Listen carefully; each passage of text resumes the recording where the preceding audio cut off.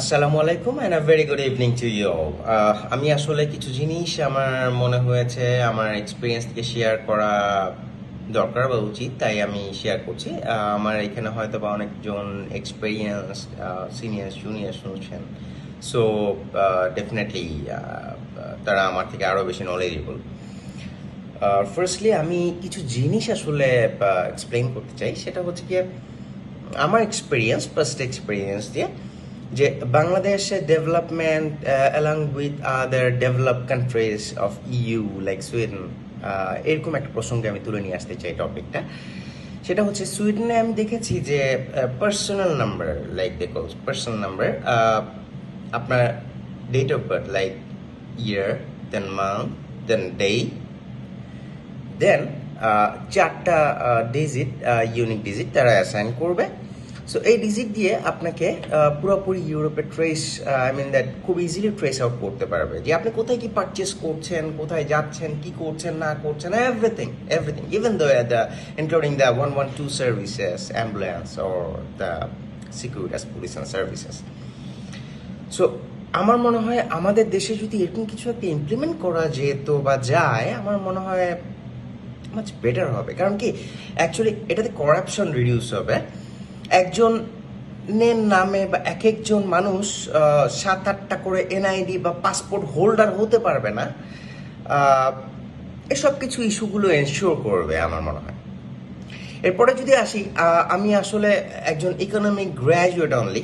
আমার থেকে আজকে যারা বসে আছেন পজিশনে like chief of the adviser committee, উনি তো ব্যাপারে যদি বলি, সো উনি আমার থেকে আরও বেশি নলেজেবল।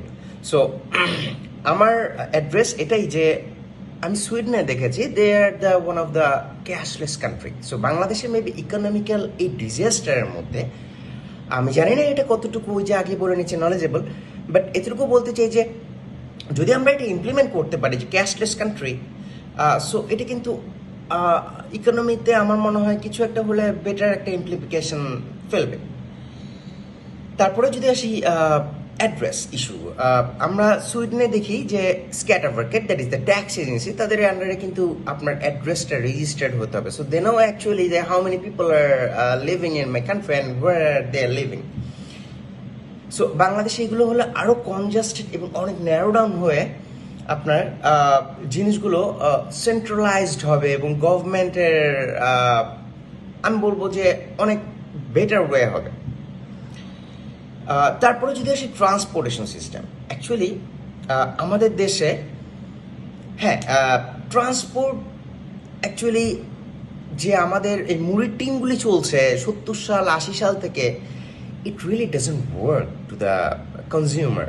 সো যারা একটু ম্যানেজারিয়াল লেভেল বা higher ended employer or employee, so তাদের ট্রান্সপোর্টেশনটা লাগছে। বাংলাদেশের ট্যাক্সও অনেক হাই। সো আমরা কিন্তু চাইলেও কিন্তু একটা মার্সিডিজ বা বিএমডাব্লিউ রান করতে পারছি না, যেটা বাইরের কান্ট্রির একজন সিটিজেন খুব ইজিলি করতে পারছে তার নিজের লোন নিয়ে, সেটাও করতে পারছে। আমাদের দেশে কিন্তু সেই ফ্যাসিলিটিসটা এখনো গড়ে ওঠেনি। সো ট্রান্সপোর্টেশন সিস্টেম আমি যদি বলি বাংলাদেশে একটু ইমপ্রুভ করা যায় বেটার ওয়েতে, লাইক আমরা বাইরের দেশে দেখেছি বাসের মধ্যে আপনি চার্জ করতে পারছেন, বাসের মধ্যে ওয়াইফাই, ইভেন দো একটু লং জার্নি হলে আপনি টয়লেটরিজ পাচ্ছেন। সো এইসব জিনিসগুলো ইমপ্লিমেন্ট করা যায়, আমার মনে হয় যে অনেকে কিন্তু পার্সোনাল ট্রান্সপোর্ট থেকে সরে এসে লাইক পাবলিক ট্রান্সপোর্টে আসবে। লাইক সুইডেনে দেখেছি আমরা যে the transports are really running on real time. So bus tram কখন আসছে আমি কিন্তু রিয়েল টাইম দিকে যাচ্ছি, হারি করে আমি দৌড়ে গিয়ে কিন্তু টাইম মধ্যে কিন্তু অফিস ওর আমার ক্লাসে যেতে পারছি। সো এইসব ইস্যুগুলো কিন্তু ওয়ার্কআউট করে এবং সেগুলি ওয়ার্কআউট করার জন্য কিন্তু আলাদা এজেন্সি লাইক ভ্যাস traffic or the control the Trafikverket is there. এবং সবচেয়ে বড় ইম্পর্টেন্ট ইস্যু, সরি, লাইক আমাদের দেশে এতটা আমরা ডেভেলপ হইনি, বাট বাইরের দেশে আমরা দেখে এসেছি যে আপনার একটা অ্যাক্সিডেন্ট হলো, পুলিশে আসলো, সিকিউরিটি আসলো, সব কিছু ওয়ার্কআউট করতেছে, সঙ্গে কিন্তু আপনার ট্রাফিক ওয়ার্কে গিয়ে কিন্তু অ্যানাউন্স করে দিচ্ছে ইনস্ট্যান্ট রেডিও বা সব কিছুর মধ্যে যে আপনার ওই জায়গায় কিন্তু অ্যাক্সিডেন্ট হচ্ছে, so please change your route. আর মানে এতটা ডেভেলপ করা, ওদের দেশে মন্ত্রী বা প্রাইম মিনিস্টারদের জন্য রাস্তা ব্লকেট করে এত হ্যারাসমেন্ট গভর্নমেন্টের করে যেতে হয় না। তারা মন্ত্রীরা ওই ট্রেনেও চড়ছে নর্মালি, একজন মানে সাধারণ জনগণের মতো চড়তে পারছে, সবকিছু অ্যাভেল করতে পারছে।